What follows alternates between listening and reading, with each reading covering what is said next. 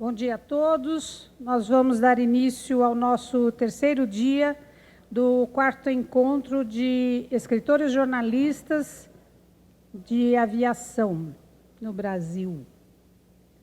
Hoje nós vamos ter essa palestra agora de manhã sobre o projeto da aeronave Anequim, da Universidade Federal de Minas Gerais. A partir das 11h30 nós vamos ter um painel, a indústria aeroespacial brasileira, mediado pelo engenheiro Walter Bartels. E à tarde, a partir das 14h30, aspectos da aviação certificada e experimental, com o professor Donizete, do ITA.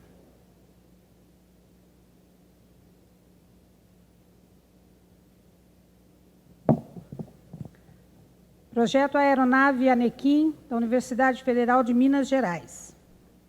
Palestrante, comandante Gunnar Armin Halbot, 49 anos de idade, cerca de 15 mil horas de voo, tirou licença de piloto de planador aos 16 anos e hoje é piloto de linha aérea e instrutor de avião, piloto comercial e instrutor de helicóptero. Já voou em diversas empresas aéreas no Brasil, na China e na Inglaterra. Voou mais de uma dezena de diferentes jatos de pequeno, médio e grande porte, inclusive da Embraer, onde ele ainda é qualificado. Foi campeão brasileiro de acrobacias aéreas em 2 oportunidades na categoria avançada e uma na geral. Possui 9 recordes mundiais de velocidade, 5 em fase final de homologação, respectivamente 4 no CEA 308 e 5 no CEA 311 Anequim.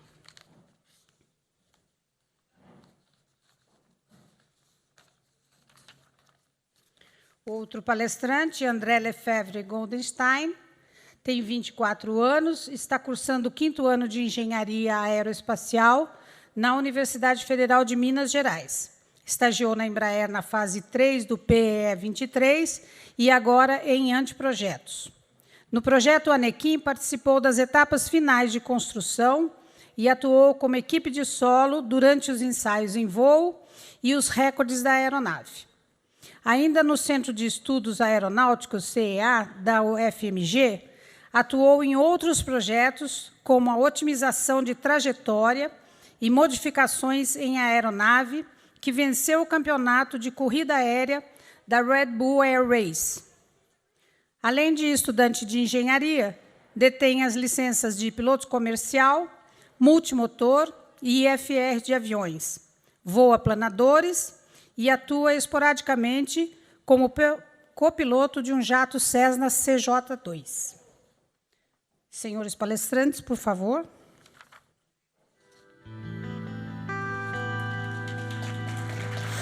Obrigado. Obrigado. Bom dia.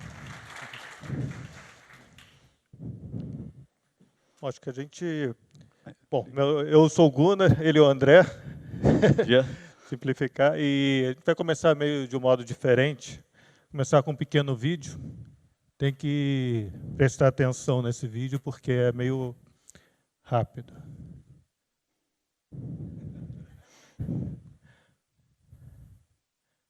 Faltou o som, né? Cortando um pouquinho embaixo, mas dá para ter uma noção.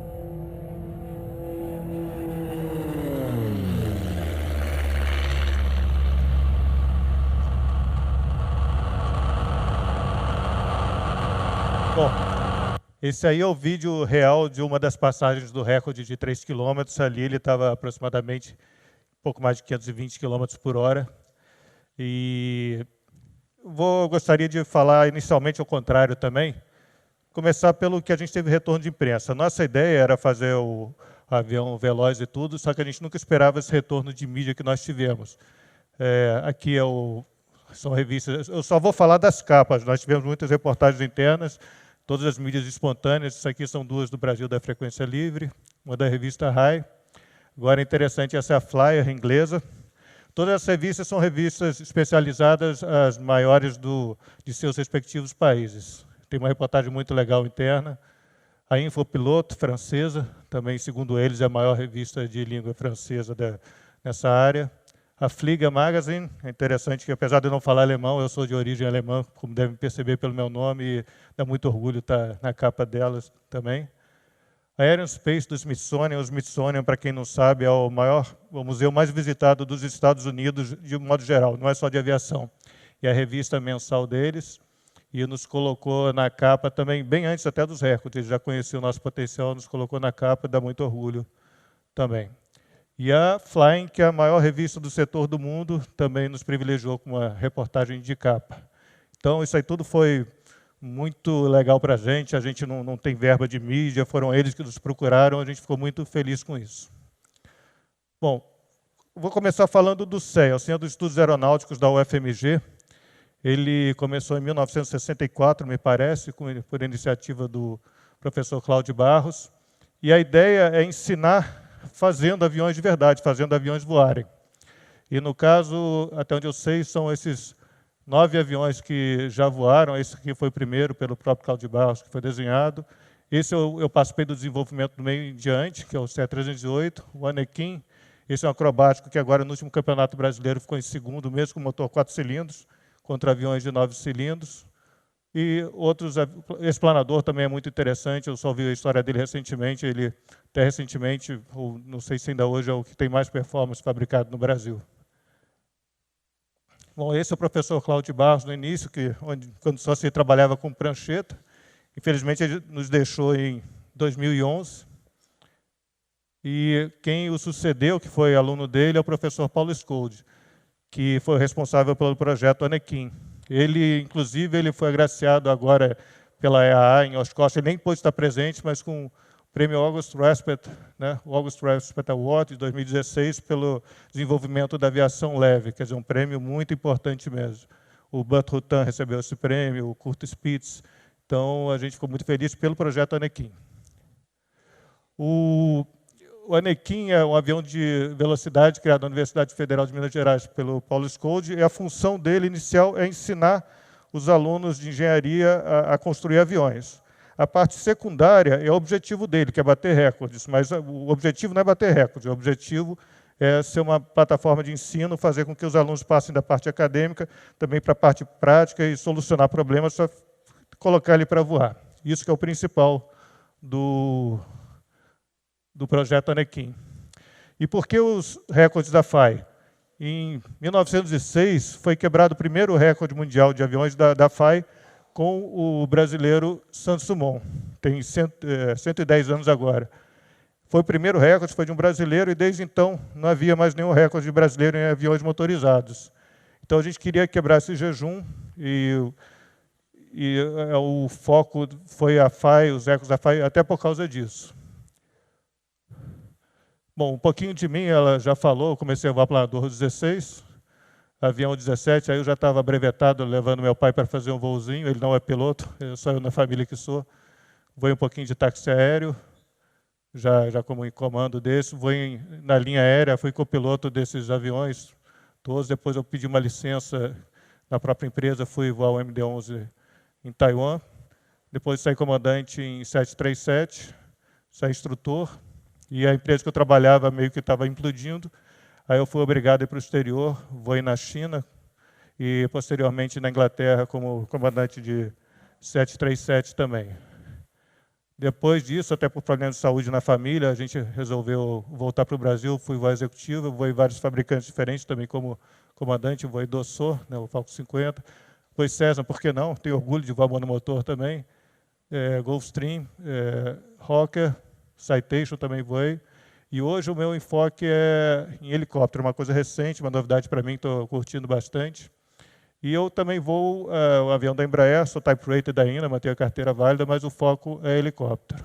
Mas tenho orgulho de estar voando um avião brasileiro, fabricado aqui em São José dos Campos. Agora, com relação ao Anequim, o mais importante para voar aquele tipo de avião é a minha experiência em aviões acrobáticos, que eles são têm a visibilidade mais restrita, são mais difíceis de voar. Eu sempre gostei de acrobacia desde os 16 anos de idade. Competi, eu fui 2 vezes campeão brasileiro na categoria avançada e 1 vez campeão brasileiro geral na categoria limitada, com essa aeronave que, inclusive, tem uma modificação nos ailerons, feitas até no próprio CEA, que melhorou fizeram melhorar a performance. Bom, falando do Anequim, eu preciso falar do CE-308, que foi o primeiro projeto semelhante que eu entrei no meio. Foi um projeto de 11 anos. Ele começou sendo voado pelo Daniel Arlinger. Depois teve problemas familiares, ele não pôde continuar voando, mas ele também é muito experiente. Ele é filho do professor Cláudio Barros, mas não era isso que era o currículo dele. O currículo dele é a experiência grande em aviões acrobáticos, ele voou na VASP também na época, voo executivo, é uma pessoa muito qualificada. Mas aí ele passou a bola para mim, mas nunca deixou o apoio. Inclusive, no projeto Anequim, ele sempre ajudou a gente, sempre funcionou muito como piloto, como segundo piloto, sempre lá de reserva. Eu peguei o projeto no meio, com o mesmo objetivo do Anequim, e o que aconteceu, que a gente conseguiu, foi isso aí. Foram os primeiros recordes da FAID brasileiros depois de Santos Dumont. E um dos prêmios que nós temos está ali, que é o recorde de 3 km do CE-308. Então, a gente tem muito orgulho disso. Quer dizer, esses recordes têm o meu nome, mas, na verdade, leia-se CEA. Bom, isso foi em novembro de 2010, me parece. Aí passou aquela festa, aquele fim de festa, aquela ressaca. A gente pensando o que vai ser o próximo projeto. Aí, em março, 7 de março, eu estava na executiva, estava em São Martão, me parece, recebi um e-mail do professor Paulo Scold com essa pergunta. O que você acha disso? Dá para encarar? Eram esses dois desenhos aqui. Vocês podem ver que a cabine não sobressai, ela é meio cortada dos lados. Aí eu pensei, olhei, ele falou que ia ser em carbono. Bom, já existe avião assim que era o Caudron, e voava. Não era um projeto, voava. Se alguém voava o Caudron, eu vou voar isso aí. Falei, ok, está dentro, estou dentro, vamos fazer isso sim. Então a gente começou a ideia, e logo depois, o Paulo brinca que fui eu que não aceitei isso, mas eu aceitei, mas ele mudou, ele resolveu pôr uma cabine mais saliente para enxergar melhor. Mas a gente tinha planejado inicialmente daquele jeito. Dá para notar que o desenho dele tem uma semelhança enorme com o tubarão, e veio o nome natural, o Anequim. Anequim é a mesma coisa que o tubarão maco, que é o tubarão branco mais veloz que existe, e o Paulo que nomeou ele, eu achei muito adequado. Bom, o nosso desafio, o meu desafio como piloto, junto com o projetista, que era o Paulo, espaço interno e ergonomia, visibilidade, o trem de pouso, a configuração do trem de pouso era fixo, retrátil, a distância dele do solo, para ter menos arrasto, para ter mais controle e tudo. O ângulo de aproximação adequado no pouso, porque um avião desse não tem arrasto e tem muita potência. A gente tem que ter um ângulo mínimo de aproximação, que no 308 já era difícil. E a harmonia de comando. O 308 não era um avião muito harmônico de comandos. Ele era voável, que era o objetivo, mas, secundariamente, ele não era muito harmônico. Ele era muito leve de profundor. Comparo com quem voa planador com quero-quero, só que mais sensível que o quero-quero. É bem sensível mesmo, dificultava o pouso. Eu tive dificuldade no início. Bom, espaço interno e ergonomia. Eu acho que eu não preciso falar aqui, todo mundo sabe muito mais que eu, que tem muitos engenheiros. Velocidade é inversamente proporcional à área frontal e de atrito, né? Então, a gente tem que ter um mínimo de cabine para ter mais velocidade. Isso é um ponto simples, chave, fácil de entender. A gente optou por manter a mesma configuração do 308, com os pedais de freio, os pedais, o leme comandado nas pontas dos pés, eu não tenho movimento de pernas, só tem movimento de pés mesmo, e no calcanhar o freio, então movimento mínimo, eu fico com a perna quase que toda esticada ali dentro. O avião foi, só que mais deitado que um planador. Eu voo planador, eu não conheço nenhum planador que você voa tão deitado quanto o Anequim. E ele foi feito nas minhas medidas. O CE-308 tinha sido feito nas medidas do Daniel. Ele é mais baixo que eu, então eu voava com a longarina ralando a minha canela e encostando no canopy. Encostando sempre mesmo, não era muito confortável, não. Então isso era uma grande vantagem. Eu tenho espaço na cabeça, até com capacete leve, e a longarina me incomoda mais. E a opção que o Paulo deu foi usar um side stick. Aí eu posso manter as pernas juntas, mais estreito aqui, e, consequentemente, mais velocidade. E a manete de potência também, ela movimenta mais movimento de punho. Ela não tem assim, porque eu não tenho espaço lateral dos braços, como vocês vão ver aqui. Isso é o avião de fato. Tá? O jeito como eu me sento, perna bem esticada, side stick, manete de potência, movimento de punho. Tá? Não é um conforto, se eu quiser me coçar depois de decolar, esquece. Né?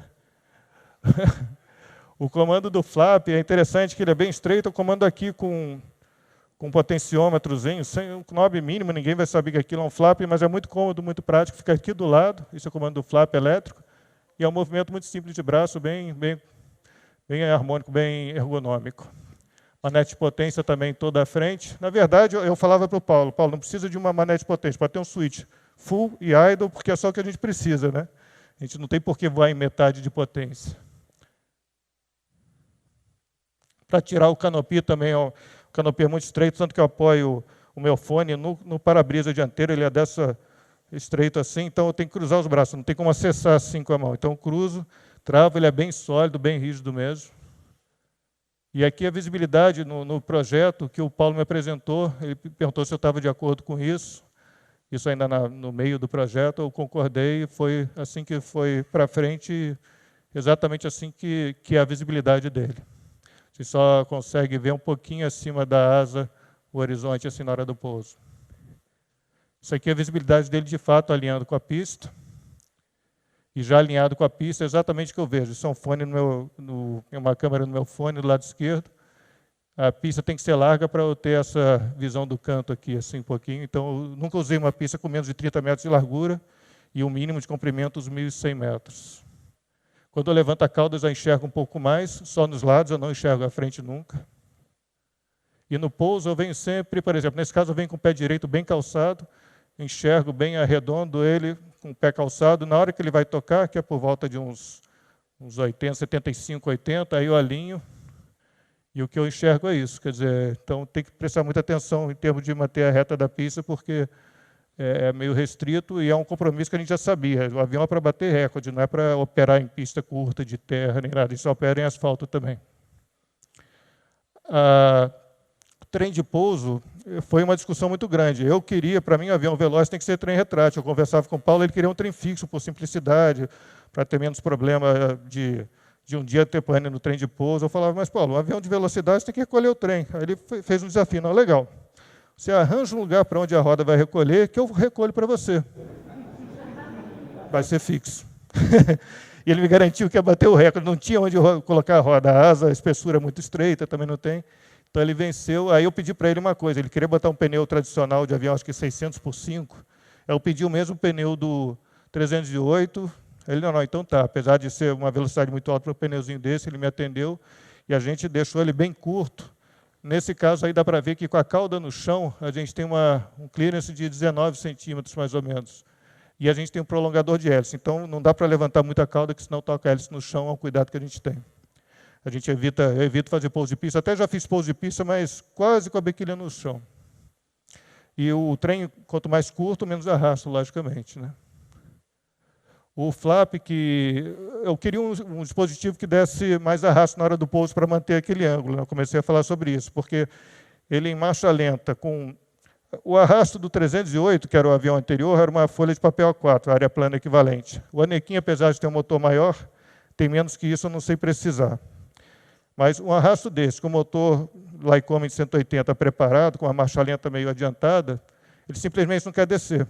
Então, eu queria um spoiler, alguma coisa que me ajudasse a ter uma aproximação razoável.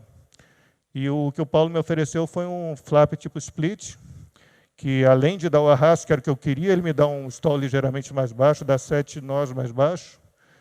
E ele fica atrás da área de fluxo laminar, já uma área mais suja, então ele não afeta muito a aerodinâmica mesmo ali atrás. Então foi uma boa solução e realmente ajuda na hora do pouso, apesar que eu sempre venho, além do full flap, eu venho glissando para ter os 3 graus de ângulo, mais ou menos. Bom, os comandos, a gente tinha esse problema de hipersensibilidade no CE308, e por que não mudar, né? Aí a gente já fez se preocupou mais com isso, deixou ele mais estável, o Paulo no projeto já deixou ele mais estável, foi uma preocupação muito grande no estabilizador horizontal na incidência, que o André vai comentar. E a gente, como o range de velocidade dele é um range de velocidade de jato, a VNE dele calculada é 400 e poucos nós. Não que a gente tenha chegado a isso, a gente chegou em mergulho a uns 330 nós, alguma coisa assim, não passou disso, mas ele pode voar bem mais veloz que isso, de indicada. E isso é range de jato, então a gente tem um problema de sensibilidade em alta velocidade. Aí nós criamos um sistema de trim, que é por mola, para ter menos arrasto, apesar de ser menos estável por mola, mas ele está menos arrasto. Quando a gente trima a frente, ele dá mais tensão nas molas, dá mais rigidez em alta velocidade, funcionou perfeitamente, muito simples, muito eficaz. Foi uma solução que até que eu propus, eu tenho bastante orgulho que funcionou muito bem. Os ailerons são muito eficientes também. Eu até cheguei no ponto que até é meio difícil de imaginar, eu como piloto de acrobacia, eu pedi para o Paulo para tirar a deflexão, que tinha demais. Ele tirou para ficar até um pouquinho mais leve, não que ele fosse pesado. Ficou muito harmônico. E o leme ele é um pouquinho mais pesado que o do 308, que era leve demais. Ainda é mais leve que o ideal, mas não vale a pena mexer, ele está bem tranquilo assim. É um avião que não falta comando de maneira alguma, nunca falta comando. E é um avião que é para qualquer um voar. O 308, ele era um avião mais difícil. Não digo que era para qualquer piloto que não tem experiência em aviões mais nervosos. Mas esse, qualquer piloto vai voar. Pousar, nem tanto. Mas em voo ele é bem harmônico, ninguém teria dificuldade, ninguém mesmo. Foi um resultado muito bom, ficou muito bom. Passar então para o André. Obrigado. Bom dia a todos, meu nome é André e eu fui um dos alunos que participou do projeto do Anequim. Então vou falar um pouco sobre o projeto do ponto de vista de um aluno de engenharia. Me apresentar antes, meu contato com a aviação começou desde muito cedo, meu pai é piloto e era colega do Gunnar na Varig, então eu praticamente nasci dentro da cabine, né? Aos 16 eu comecei a voar de planador e com 19 eu tirei as carteiras de piloto comercial, multimotor e IFR em aviões.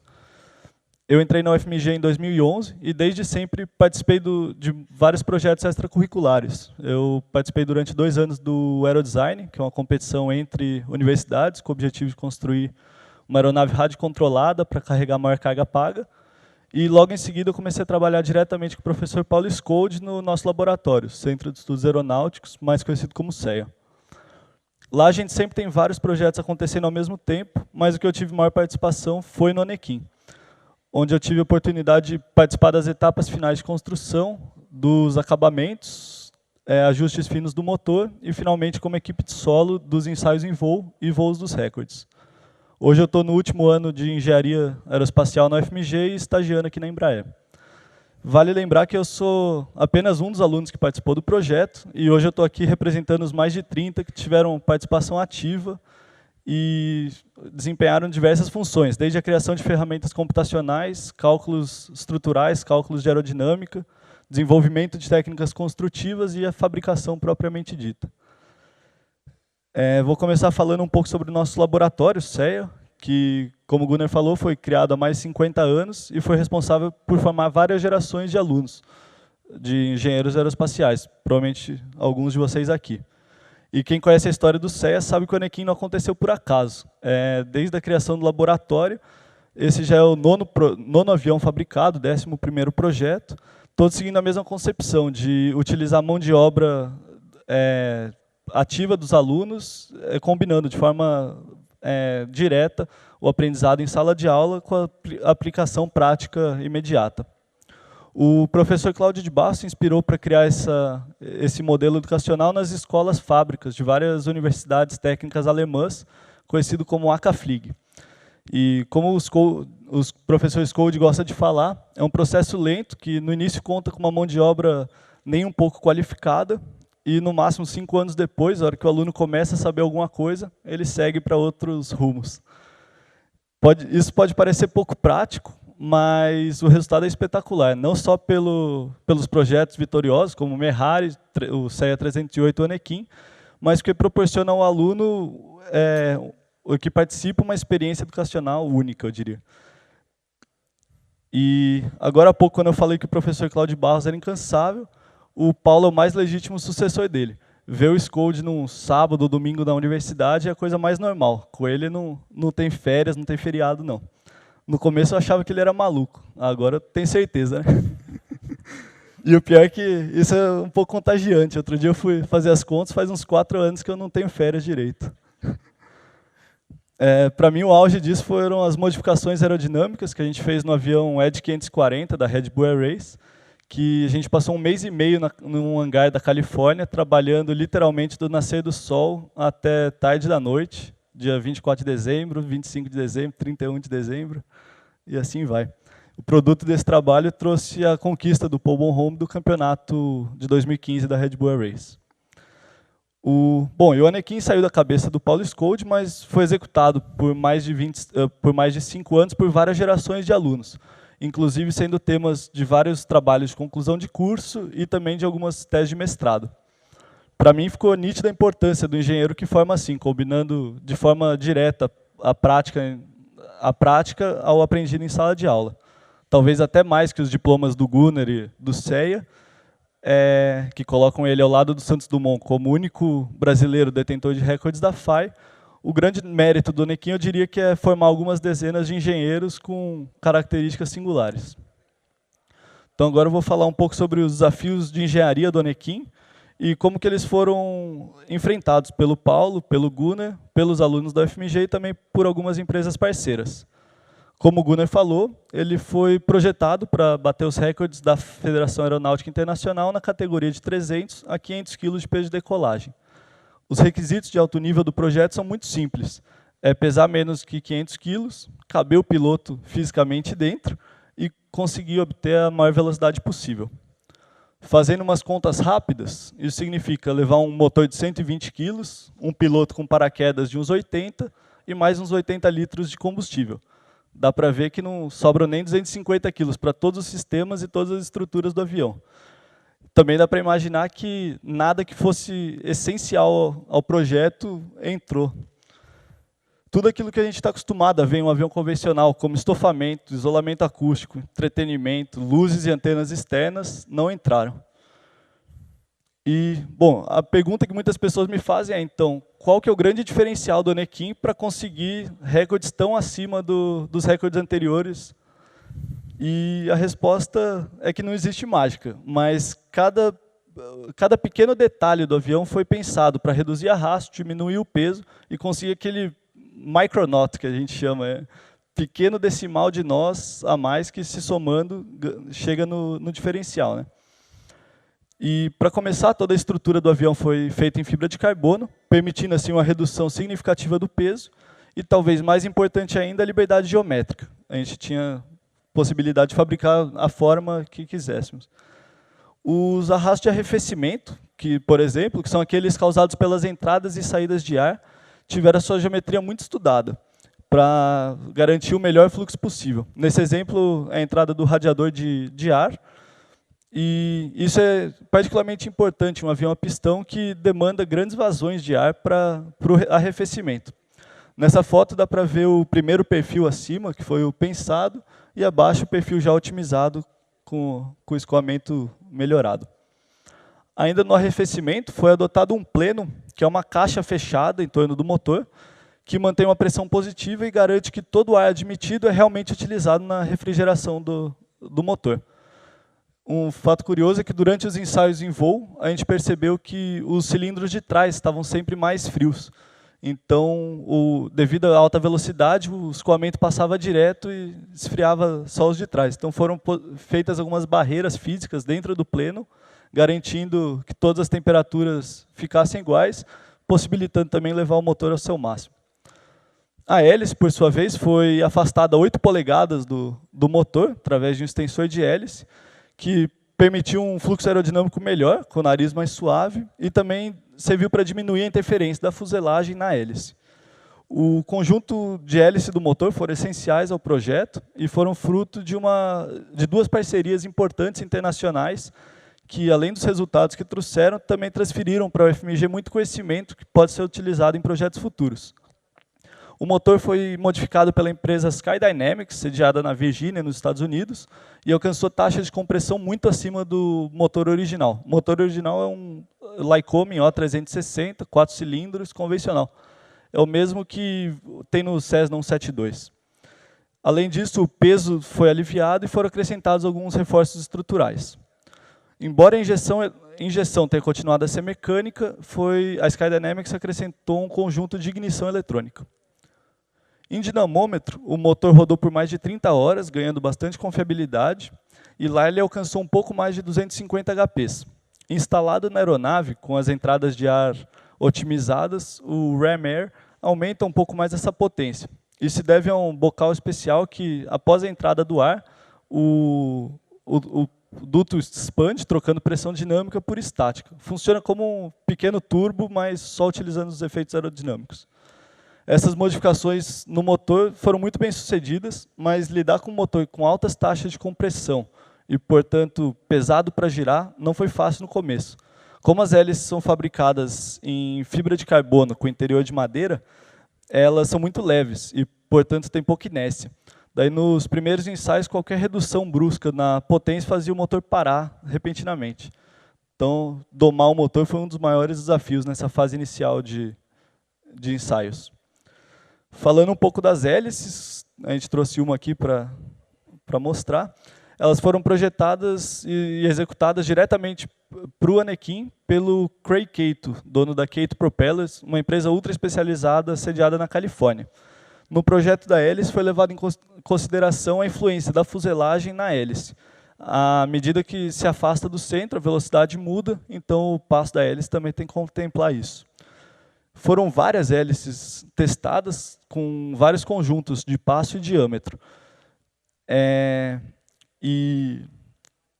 E daí, no final, foram 7 hélices testadas, sendo que 3 foram efetivamente utilizadas nos voos dos recordes, sendo que 2 eram para os recordes de velocidade e uma para o recorde de ganho de altura.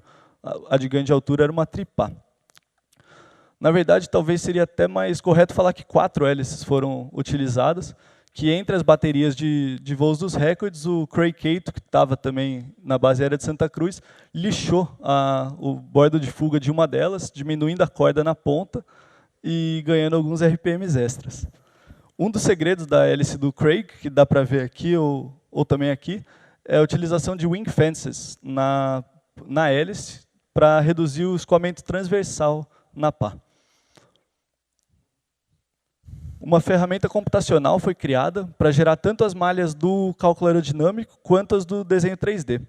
As dimensões do motor e do piloto foram impostas como condição de contorno, e a geometria da fuselagem foi desenhada, variando o formato do canopy para seguir a regra das áreas, aquela que diz que a seção frontal do avião deve ser minimizada ou suavizada, a variação da seção frontal. Enquanto a carenagem do motor diminui, o canopy aumenta. E a hora que a asa começa a crescer, o canopy diminui. Assim por diante, no avião todo. Os resultados apresentados em coeficiente de fricção aqui são muito bons. A aeronave da direita tem a geometria já otimizada, enquanto a da esquerda tem a geometria inicialmente pensada. A incidência da empenagem horizontal foi uma das últimas definições do projeto.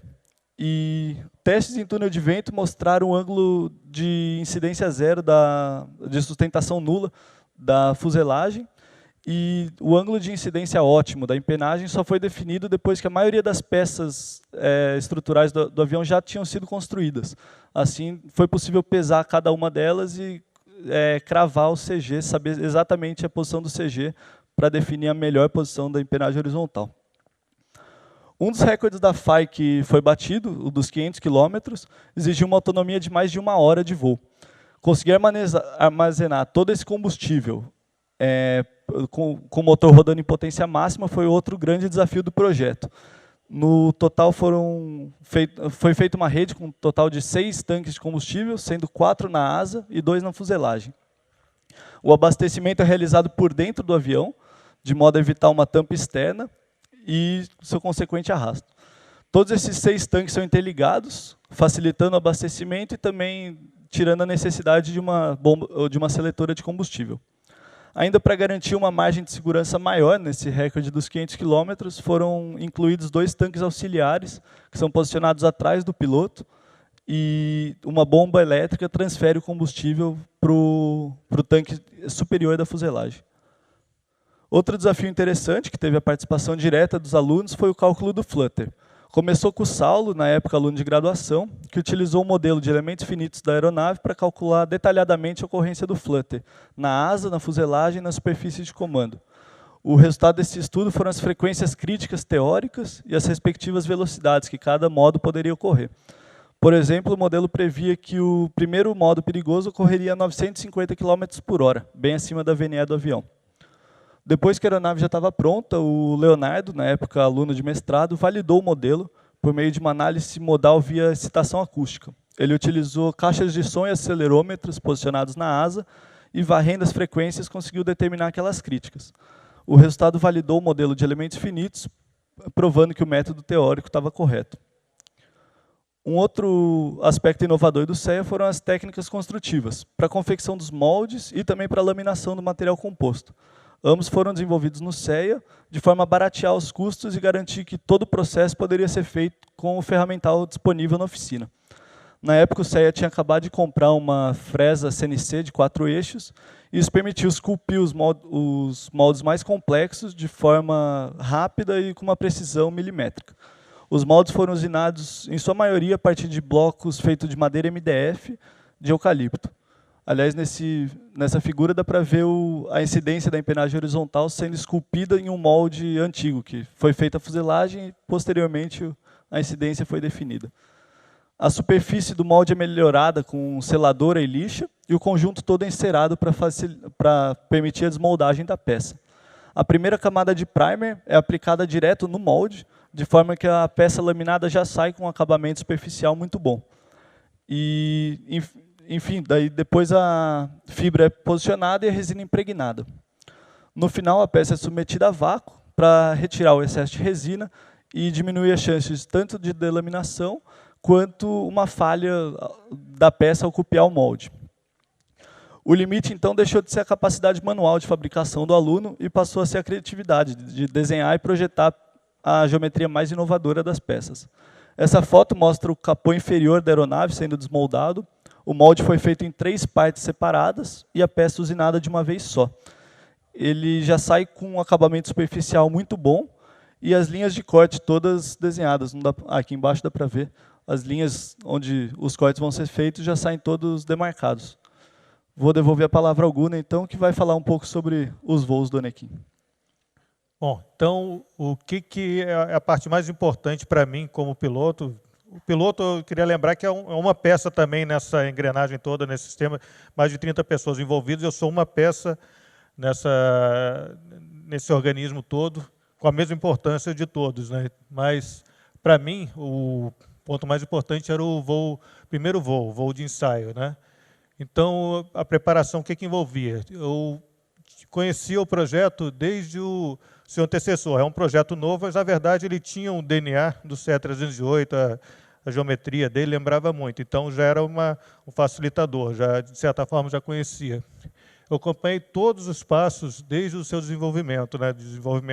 Tudo que acontecia, toda modificação de projeto, toda evolução, a gente sentava junto, o Paulo me passava, via se concordava, qualquer coisa mais crítica, visibilidade, o trem de pouso, essas coisas foram amplamente discutidas, ele nunca omitiu, nunca impôs nada, e eu acho que eu também fui generoso com ele em termos de minhas exigências, eu nunca fui muito exigente com certas coisas, acho que eu facilitei a vida dele também, até certo ponto, quando chegava uma área crítica, eu falava, não, aqui eu não estou confortável, ele aceitava, mudava, e sempre foi feito dessa forma.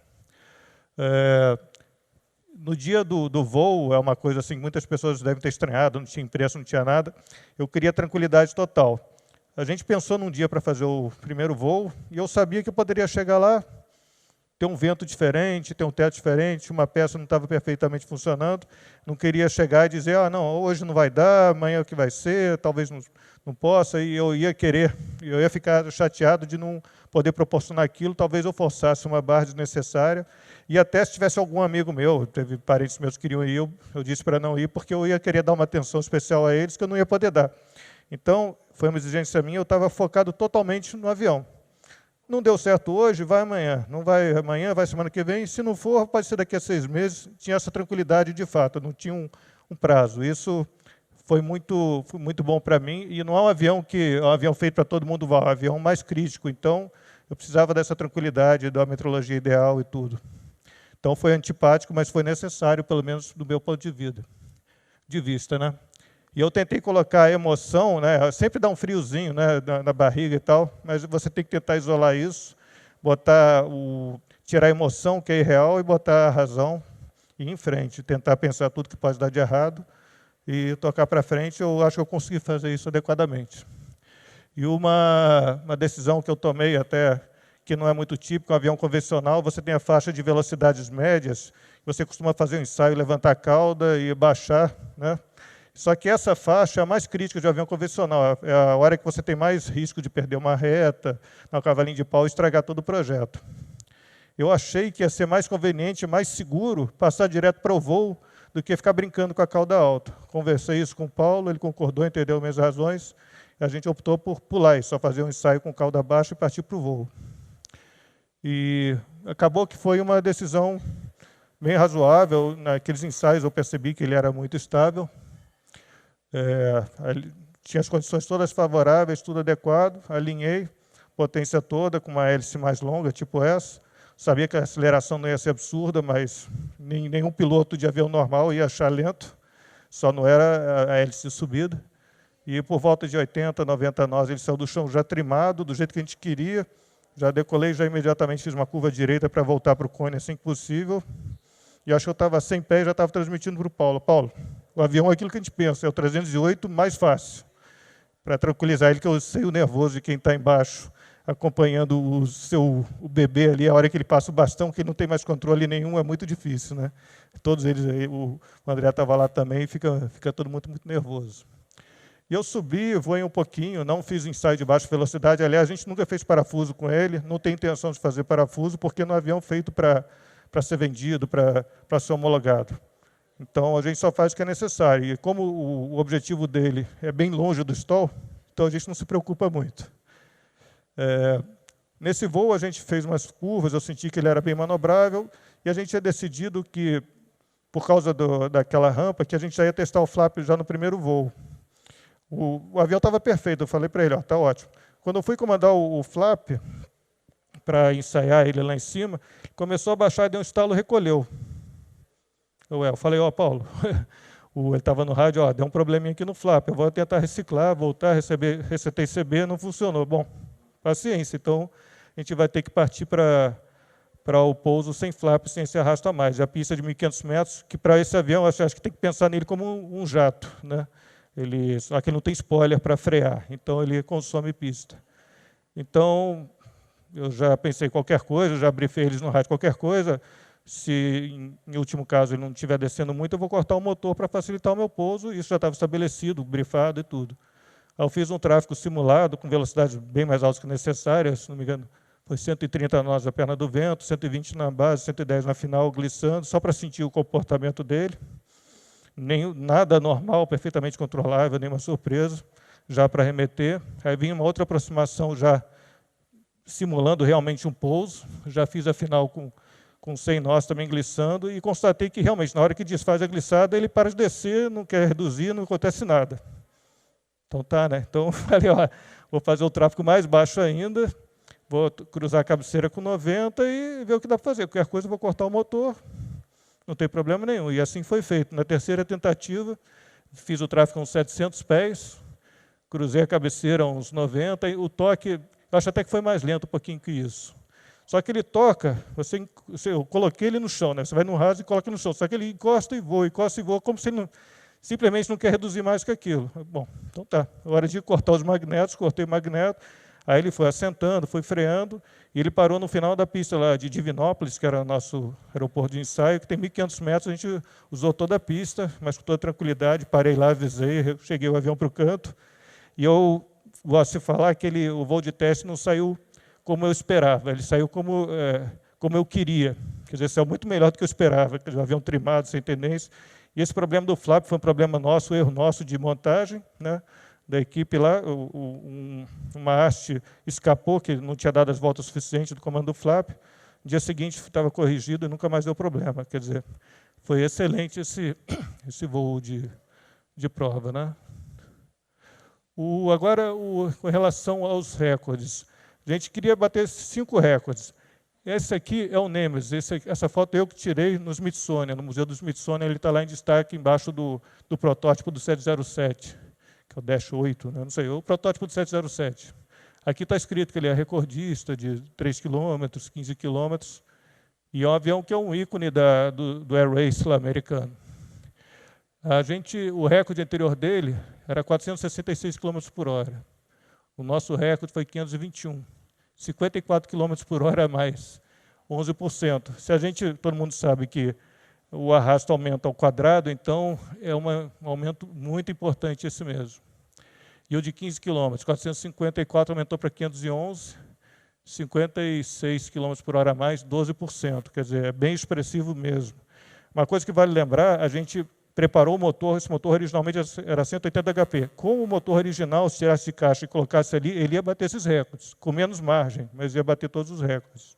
Só que a gente não queria simplesmente bater, a gente queria destruir um pouquinho. Então, o recorde dos 100 km foi esse aqui. Ele era, na verdade, foi um recorde que acho que o Nemesis não tem muita autonomia, não sei por que ele não fez. Então, o recorde anterior era 389, a gente voa 490. Acho que, né, foi meio forte, né? E esse é interessante, o recorde dos 500 quilômetros, a gente tem um avião que não tem muita autonomia, o avião é um avião de velocidade. Então, como o André falou, a gente colocou uns tanques a mais para poder fazer o recorde com potência total. O recorde de 500 quilômetros ele exige uma curva, assim como o de 100. Então, a velocidade é ligeiramente mais baixa. E a gente conseguiu, com aquele tanque extra, também de 387 para 493, quer dizer, foi o mais gritante deles, talvez 106,74 km por hora, 27% de aumento. Esse avião aqui é o Pusha Galore, ele está lá no museu da EA, em Oshkosh, pendurado numa parede, em destaque também, e ele tinha 3 minutos e 8 segundos, o recorde dele. Eu nem quero que vocês vejam muito quanto é o recorde que a gente fez, que a gente não tinha segurança quanto a bater o recorde de subida, porque a gente não tinha feito nenhum teste no nível do mar. A gente tinha uns números, em Divinópolis, acho que é 2.500 pés, a gente tinha números acima disso, de razão de subida, mas ainda não tinha sido testado ao nível do mar. Então, a gente tinha uma dúvida quanto a poder bater esse recorde ou não. Até a hélice não tinha sido muito bem testada. Então, a gente nem quis divulgar que ia tentar esse recorde. Esse aqui é eu vou falar sobre ele depois. Esse aqui é o Poland Special. O Poland Special não existe na FAI o 4 cilindros mais veloz do mundo, mas ele tinha um recorde de uma categoria de peso acima, e esse era o 4 cilindros mais veloz do mundo. Aqui está escrito World's Fastest 4-Cylinder Engine. Tá? E ele é turbo, com motor 4 cilindros também turbo, ele atinge essas velocidades mais altas em níveis mais altos. Trem retrátil e tudo, ele tinha liberdade de peso, né? Tendo liberdade de peso e tudo, você consegue ser mais veloz. O recorde dele era 488 e o nosso recorde foi 521. Ou seja, hoje nós somos o 4 cilindros mais veloz do mundo por uma boa margem. Isso aí, aqui a gente teve autorização da Força Aérea, até não sei se tem representante da Força Aérea aqui, a gente gostaria de agradecer mais uma vez, que eles nos cederam a base aérea de Santa Cruz para fazer os recordes todos, nível do mar, numa área bem livre, que eles têm liberdade com controle. E aqui esse é o trecho do recorde de 15 km, são duas passagens em sentidos opostos. O recorde de 100 km, na verdade, ele permite que você vá mais distante, a gente vai até Paraty e volta, na verdade, é quase 200 km, mas ele entra nessa classificação do 100. O de 500 km aí realmente foi bem justinho, a gente foi quase até Santos e voltou sempre o mais baixo possível, sempre ao nível do mar, já que o nosso motor é aspirado. E o de 3 km, isso aqui dá 3 km, só que você, durante o voo todo, você não pode subir a mais que 1.500 pés, e ele tem que ser feito a 100 metros de altura. Então, aqui, quando você entra 1 quilômetro antes, aqui tem 1 quilômetro, você já tem que estar abaixo de 100 metros de altura. Então, você pode até dar um ligeiro mergulho, segurar e ele vai manter a velocidade, mas você vai perder a maioria da velocidade. Mas a gente usou uma hélice até um pouquinho mais longa para esse recorde. Tá? E, bom, isso aí acho que pode até o André dar uma clicada aí. Eu queria que vocês voassem comigo no recorde de 3 quilômetros. Eles, na verdade, são 4 passagens, tá? Em sentidos contrários, não conta curva. E a gente só vai mostrar 2 passagens, porque o nosso tempo é meio limitado aqui, só 1 hora, dá para falar muito pouco do projeto. Então, a gente tem um sistema muito limitado. Por exemplo, a gente não tem aquecimento de para-brisa, né? Isso a gente deu a partida no nascer do sol. Exatamente no nascer do sol, decolou uns 5 minutos depois. Então já começa a embaçar. Em voo de cruzeiro, ele tem uma anaca desse tamanho aqui que refrigera o suficiente, mas no táxi ele realmente embaça um pouquinho. Aí o nosso sistema anti-fog. É o Paulo Scold levantando o canopy e depois fechando. É o nosso sistema automático de desembaçamento. Para os recordes, nós também, para o voo do dia a dia, a gente tem a bequilha louca e trava ela para decolagem. Nos recordes, a gente optou por fazer a bequilha travada sempre, carenado. O André fez uma carenagem especial para a bequilha para ganhar meio nó, mas se a gente ganhar meio nó, a gente está feliz, a gente é meio chato com isso. Então, para alinhar na pista, alguém levantava a cauda lá. A decolagem com a hélice de velocidade é mais longa, vocês vão comparar depois com o recorde de subida. Mas de um jeito nenhum é uma decolagem crítica. É pena que não dá para ver o painel direito. Aí eu estou uns 110 nós, alguma coisa assim. Esse brilho aqui fica de feição. A gente usou um painel simples, que tem um EFIzinho, que é o mais leve. Na verdade é porque é leve, não usou o EFIs porque é mais sofisticado, a gente não precisava. Mas, por outro lado, a gente, depois de todo o voo, a gente pode baixar todos os dados desse voo. Se a gente quiser saber como é que estava a CHT do cilindro 3 aos 2 minutos e 3 segundos de voo, a gente tem esses dados registrados até hoje. Então, a gente tem tudo registrado e é muito interessante até o fabricante do motor ter esses dados. Não tem backup de velocímetro nem nada. Uma coisa interessante, quando a gente fez o primeiro voo, em novembro, 15 de novembro de 2014. Isso aí foi em agosto de 2015. Esse avião, nesse voo, ele devia ter total umas 10 horas de voo. Só isso, ele estava pronto, ele nunca deu problema nenhum. Não foi ousadia demais não, que realmente não tinha o que fazer, ele estava pronto para bater os recordes. Aqui a entrada, né, ali o hangar do Zeppelin, estava com 301 nós quando nós entramos na área de 1 quilômetro antes. A gente estava dentro da terminal, mas acho que a gente até hoje não veio multa não, então está tudo certo. Teria que estar 250 no máximo, mas acho que o radar não pegou não. Aí tem uma antena militar aqui. A gente vem baixinho, vem a uns 100 metros, uns 300 pés de altura, vai descendo até no meio da pista, já está colado, assim, digamos. Eu acho que eu estou uns 2 metros de altura.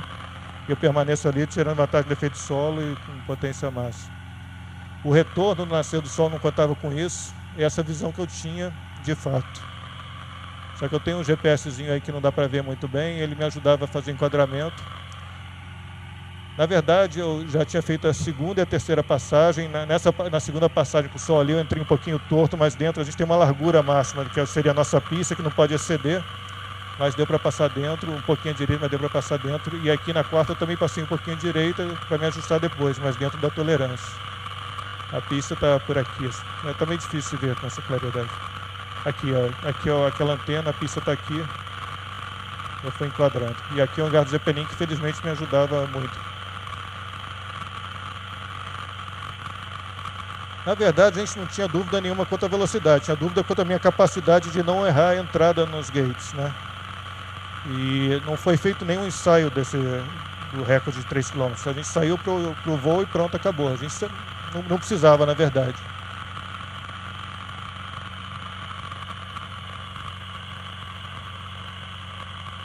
Então, realmente não tinha dúvida. Isso é interessante, o som não foi modificado não, o mesmo som. Esse avião, quando você reduz o motor, que entra em marcha lenta, ele até assusta, porque ele é tão liso, tão limpo, que não tem barulho, menos que um planador. Então, tem que confiar no velocímetro, é meio esquisito, assim, é desconfortável no início. E ele não quer descer, eu vou glissando sempre e tudo. Sempre com uma glissada, um pé direito, assim, aí eu vejo bem, né, enquanto eu estou com o pé direito. Na hora do toque, a linha, aí dificulta um pouco. E olha, ele não quer reduzir. Com o flap embaixo, ele voa.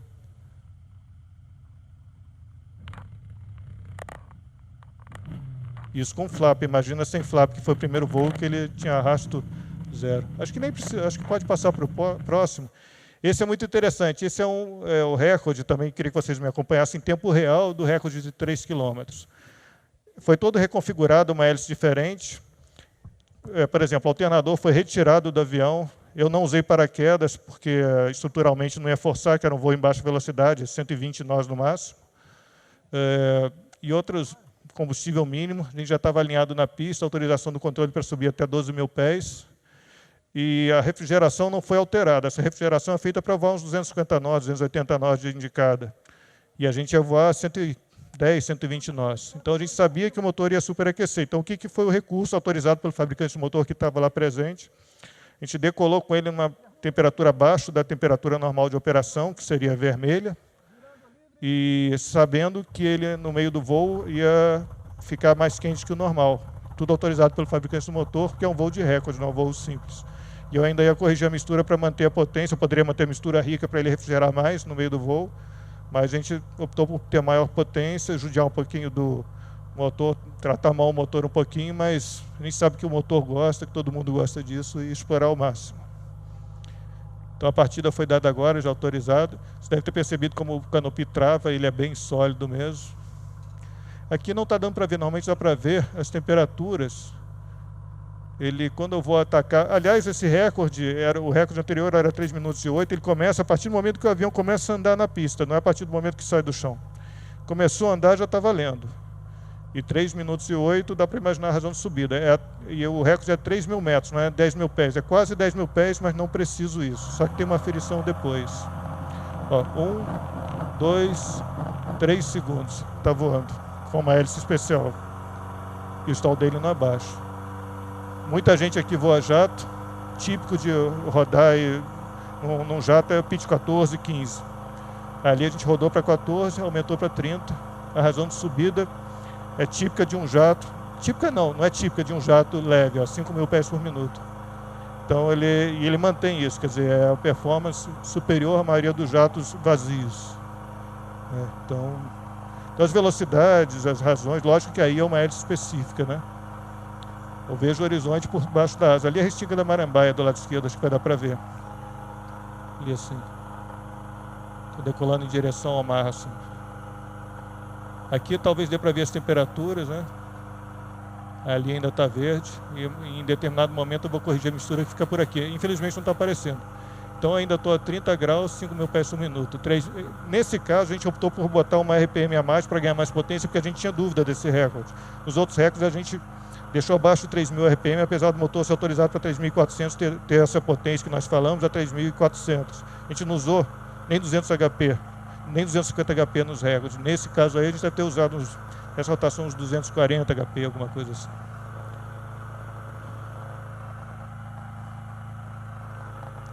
Interessante que é tudo em tempo real, tá? 1 minuto e 30, estou a 6 mil pés, 5.100 pés por minuto. Esse número não é aproximado, não é o que eu vi, não. Isso é o que a gente captou dos dados lá. Isso é número preciso, 5.100 pés de razão, que estava realmente mostrando precisamente lá. Aí eu comecei a corrigir a mistura, aqui as temperaturas, daqui a pouco vai amarelar o cilindro 1 e vai entrar no vermelho também o cilindro 1, vermelho de um motor normal, de um regime normal, que não é o nosso caso. Nós somos um avião de recordes, né? Não levei relógio também, até para aliviar peso, só levei essa câmera para poder mostrar para todos depois. Acho que aqui já está vermelho, aqui o cilindro número 1 acho que já está começando a entrar no vermelho. E era intencional, a gente já sabia disso.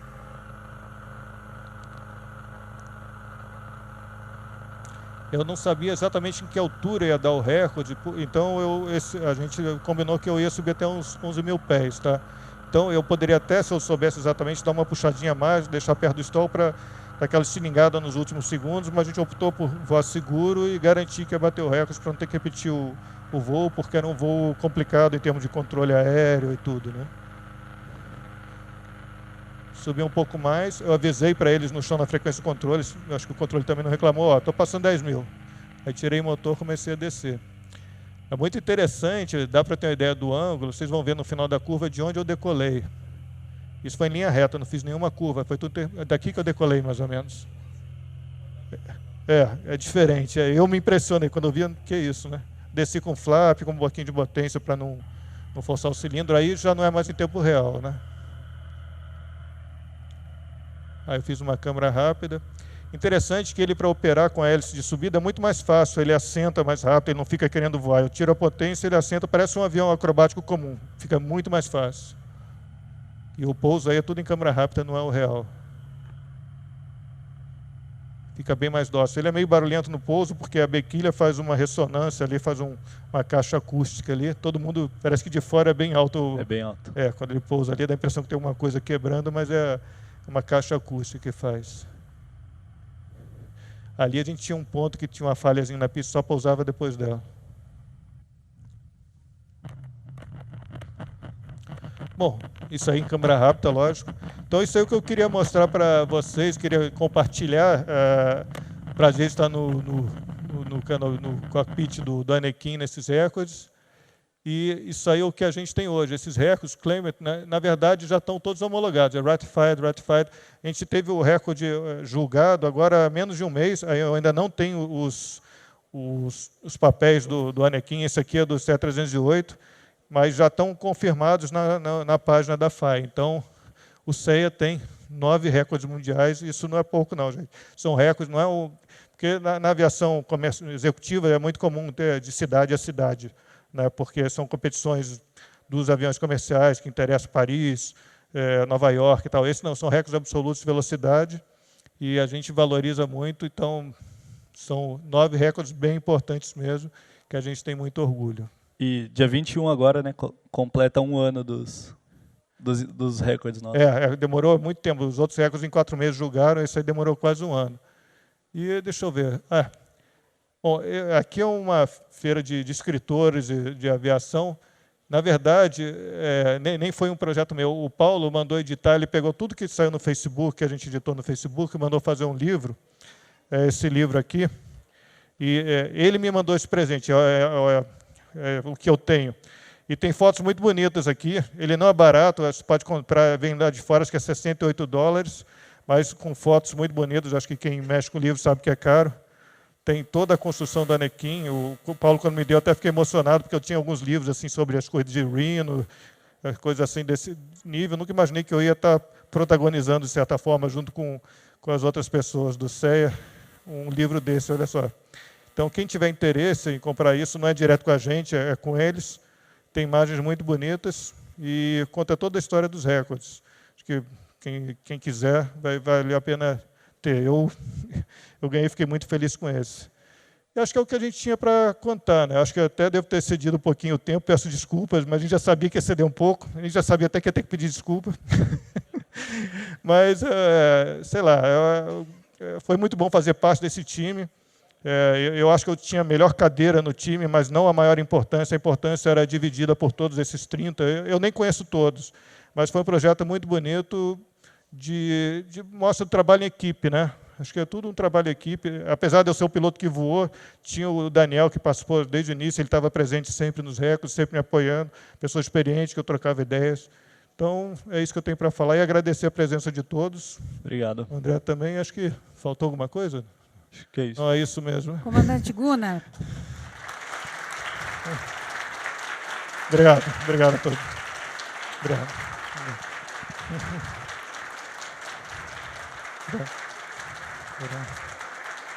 Eles ali também. Obrigado. E é o representante dos alunos ali, né? São os que mais se beneficiam. Né? Comandante Gunnar e André, nós vamos abrir para algumas perguntas. O tempo é curto, vocês já sabem, o comandante já pediu desculpas, né? Mas nós temos um painel às 11h30, mas dá tempo. Então, sejam sucintos nas perguntas para a gente poder ver, ouvir, né? E ver as respostas do comandante e do André.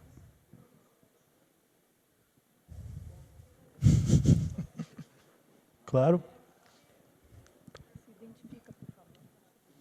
Bom dia, meu nome é Douglas. Uma dúvida, como que é feita a aferição dos recordes? Existe uma equipe da FAI que fica presente durante os voos? No nosso caso, a aferição é feita pelo Comitê Aerodesportivo Brasileiro. Como ele não tem ninguém com expertise suficiente hoje, então a gente meio que importou uma pessoa da EAA, né? Da EAA, que é o Brian Utley, que é uma pessoa formidável. Ele foi... Ele foi vice-presidente da IBM. Da IBM só, mundial. E ele hoje, o prazer dele, ele tem uma certa idade hoje, o prazer dele é voar planador e aferir recordes. É um amigo nosso, já fez amigo. Ele dá sugestões, ele é muito rígido, ele não alivia nós, mas ele traz um equipamento de GPS que ele instala no avião.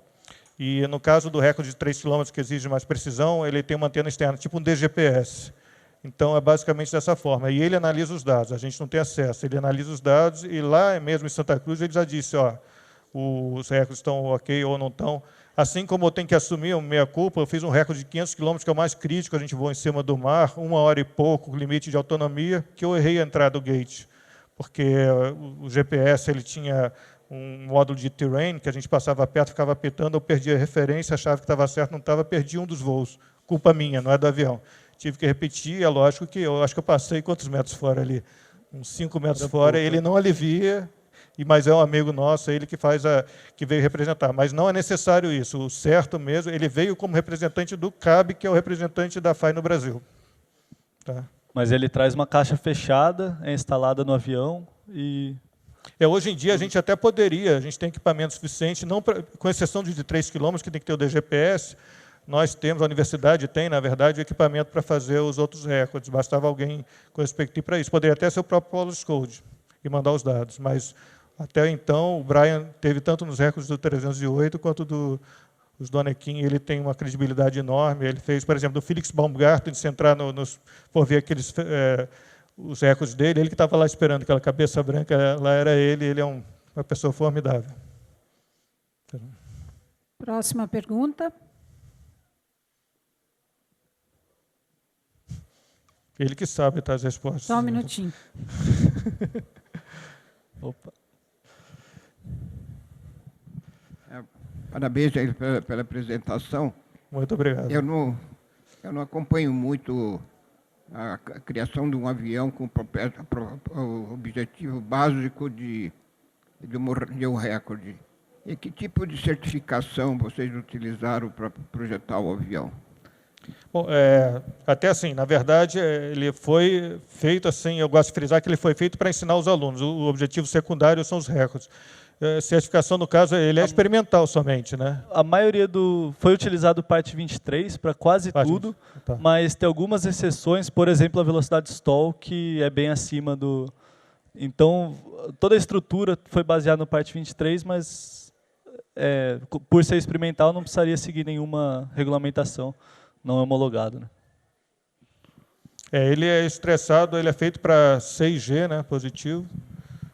Então, eu gostaria de incluir vocês no lobby que nós estamos fazendo no Senado Federal, Sim. que não sei se sabem, mas a ANAC, né, colocou lá uma proibição de fabricação no Brasil de aviões experimentais. De venda.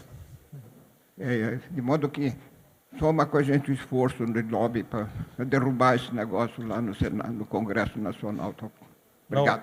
Não, eu que agradeço. Aí pode contar conosco, porque afeta diretamente essa operação toda do CEA. O CEA só trabalha com aeronaves experimentais, não tem porquê. E nem, uma coisa que é interessante falar, a gente não tem nenhum objetivo de fazer um segundo Anequim, mesmo que peça, não vai existir um segundo Anequim. O Anequim é o único para bater os recordes, não tem sentido ter um outro avião para bater os mesmos recordes.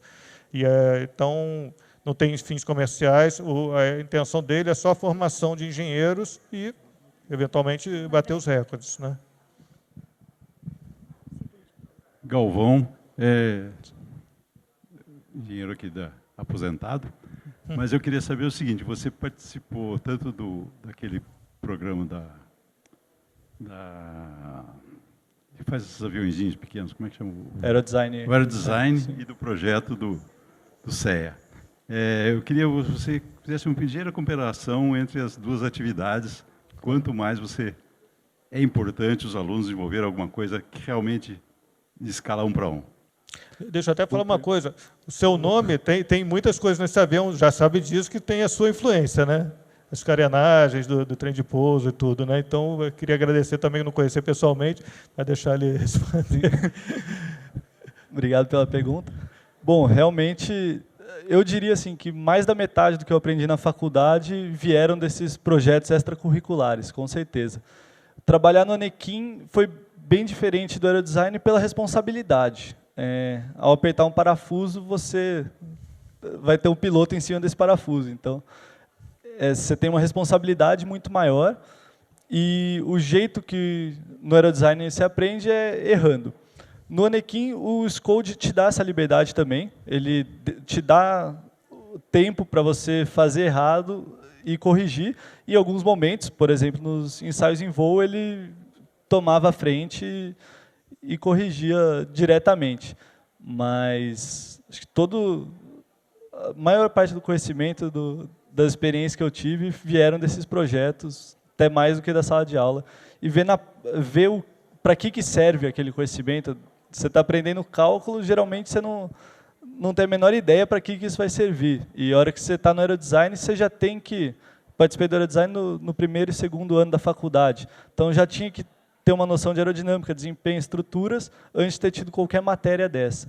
Então, é uma experiência muito boa de ter que correr atrás e aprender por conta própria, vamos dizer assim. Mais alguma pergunta?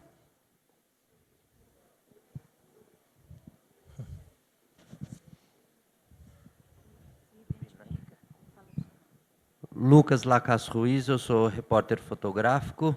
Eu gostaria de saber quanto que custa um recorde, né?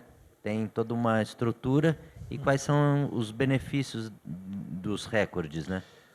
Isso é uma coisa que muita gente pergunta e é uma coisa que eu faço questão de não saber. Isso aí foi tudo declarado. Minha esposa que está ali, ela faz meu imposto de renda.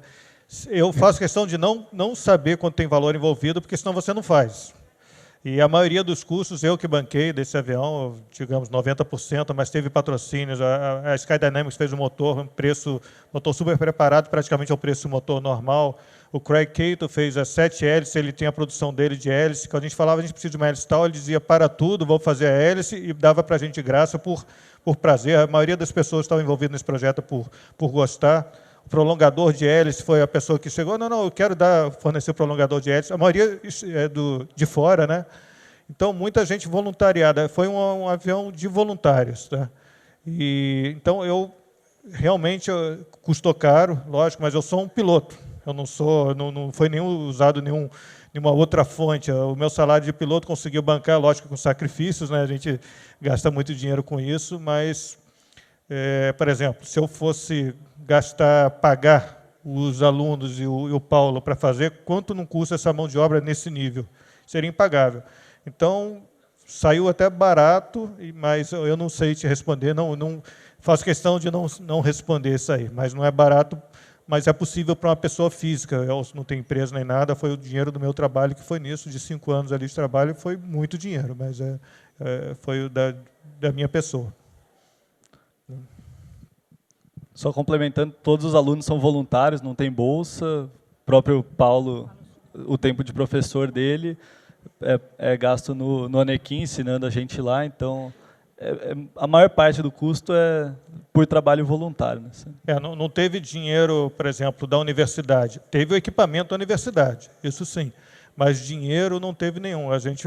Foi bom, eu acho que é um ganha-ganha. Né? Eu participei de um projeto lindo, maravilhoso, assim, com custo baixo. Eles puderam aprender na prática sem gastar dinheiro nenhum. E o Brasil ganhou, acho que a gente ganhou com esses recordes, acho que é sempre cada vez mais respeitado lá fora. Eu acho que todo mundo ganha, não sei quem perde nessa história. Só o recordista anterior, talvez. O John Sharp não deve estar muito feliz, não, mas ele acho que entende. Sérgio Mauro, piloto, colega do Gunnar e algumas travessias aí noturnas. É muito emocionante ver isso tudo. Né? O trabalho que vocês fizeram é uma coisa, ainda mais em termos de Brasil, né? Uma coisa assim, tão maravilhosa, né? Que só merece o nosso parabéns, os nossos elogios. Ainda mais bancado pessoalmente, principalmente por você, né? E sem nenhuma participação governamental, que eu acho fundamental. Só iria atrapalhar se tivesse. Eu acho. Né? Então, que continue assim. Quer dizer, eu acho que o trabalho que vocês estão desenvolvendo lá na Universidade Federal é uma coisa que merece... Aqui nós estamos no meio aeronáutico, todo mundo sabe do que se trata, né? Mas o povo brasileiro não sabe. Né? E tem que ser divulgado, né? Porque... Como o Coronel Osiris falou, a aviação experimental está um pouco compreendida, né? Muito. Ainda mais no país que nem o Brasil. O trabalho de vocês é uma coisa maravilhosa. Bom, muito obrigado. Foi um privilégio. Olha só, dividir um avião com uma pessoa que ajudou a certificar o avião. Coitado dele, tinha que me ajudar a responder umas dúvidas ali, mas ele tem paciência. Então, foi um privilégio realmente dividir a cabine com o Sérgio. E, realmente, a gente tem muito orgulho disso. Né? Agora, até o Paulo Scout, ele pediu uma licença, ele vai ficar uns 3 anos fora, mas o trabalho não vai morrer. E ele também, mesmo de longe, ele vai continuar com esse trabalho, representando o Brasil. O Anequim vai continuar voando, a gente vai... Esses recordes todos dá para rebater, porque a gente não ensaiou nenhum deles. Todos os recordes a gente chegou... Não, a gente sabe que voa, vamos bater o recorde. O avião tinha 10 horas quando a gente levou para Santa Cruz. Hoje ele não tem 30 horas. Então dá para melhorar tudo, quem sabe botar um motor um pouco mais potente e tudo.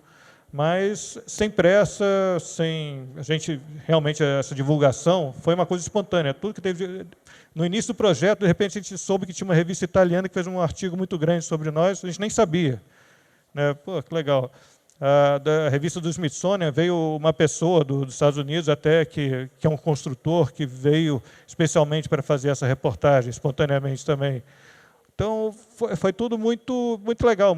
A gente não esperava isso, né? A gente pensou, não, do 308 a gente teve uma reportagem, a grande coisa foi uma reportagem do Jornal Nacional, que foi muito legal também, mas acho que uma reportagem tipo de uma Flying Magazine foi o auge. Acho que nunca mais a gente vai ter uma coisa desse nível, né? Então, foi um retorno muito grande, eles reconhecem a gente, e a gente tem orgulho mesmo disso, fica muito feliz, e vamos, se depender de mim, a gente vai para frente, enquanto a gente tiver verba, né? Só que agora os objetivos vão ficando mais caros. Aliás, se alguém souber de um motor Merlin bom, a gente está querendo aqui, que a gente, no preço baratinho eu compro. Então, né? Aí a gente bate o recorde absoluto de hélice. Obrigado. Muito obrigado, comandante Gunnar. Obrigado, André, pela participação, pela disponibilidade e tempo de vir até aqui a São José dos Campos. Realmente a PVE agradece muito, porque só abrilhanta mais ainda o nosso evento. Muito obrigada. Prazer é nosso. Eu que agradeço. Obrigado. Com licença.